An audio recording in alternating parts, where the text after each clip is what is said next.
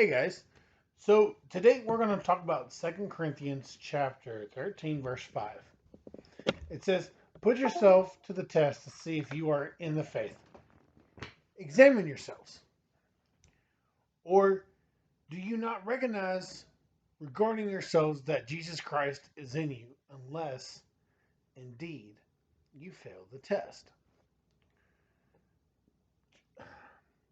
I think this is something that we all need to do at some time or another, especially whenever we don't see eye to eye on matters in the faith with each other and within ourselves. Here in Corinthians, Paul tells the Corinthians, however, to examine and test themselves to see if they were aligned with God over matters regarding sin in regards to Paul speaking on behalf of Christ. Both would bring separation from truth to any Christian if not in alignment. Both can be brought under two categories: living in love and living in the Spirit. Living in these two factors are what keeps us abiding in Christ through faith. And when an internal or external conflict emerges within our church fellowships, we should examine and test ourselves to see if we are truly still in the faith. So, how do we examine and test to see if we are in the faith?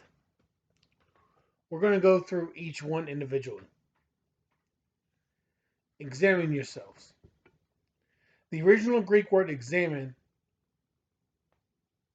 that comes from Pierre, meaning test or trial. Back in ancient Greek times, it was to put someone to the test, to put them to trial.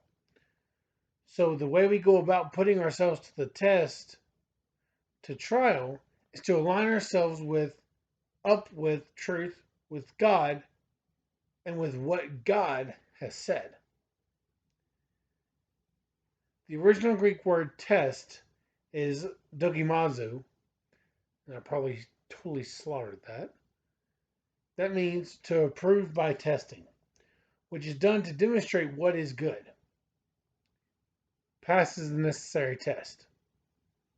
Yes, it looks familiar to the Greek meaning examine, but when you test yourself, you approve by testing or by demonstrating what is good.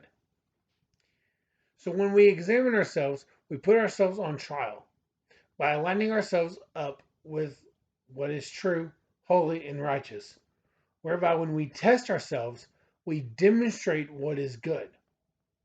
Basically, by word and by deed, is how we examine and test ourselves to know that we are in the faith and in Christ. Right, so right now we're going to go through a couple scriptures that will examine and test to see that you're in the faith and that you're in Christ. John chapter 15, verse 4 and 5 and 7 says, "Remain in me, and I will remain in you. Just as the branch cannot bear fruit by itself unless it remains in the vine, so neither can you unless you remain in me. I am the vine, you are the branches. The one who remains in me and I in him bears much fruit, because apart from me you can accomplish nothing. And if you remain in me and my words remain in you, ask whatever you want and it will be done for you." Now, by this we know that we have come to know God. If we keep his commandments, the one who says, "I have come to know God," and yet does not keep his commandments is a liar, and the truth is not in such a person. But whoever obeys his word, truly in this person the love of God has been perfected.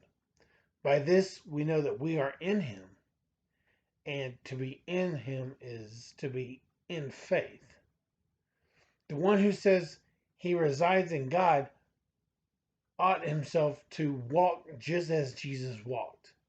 1 John 2, 3, and 6. if we love one another, God resides in us, and his love is perfected in us. By this, we know that we reside in God, and he in us, in that he has given us of his Spirit. And finally, John 2, or 2 John, verse 1, chapter 1, verse 9. Sorry. Everyone who goes on ahead and does not remain in the teaching of Christ does not have God. The one who remains in this teaching has both the Father and the Son. So, guys, this was just as I was doing my own little Bible study, this was just some notes I jotted down in reference to 2 Corinthians 13:5. Hope you enjoyed this little video. I'll see you all in the next one.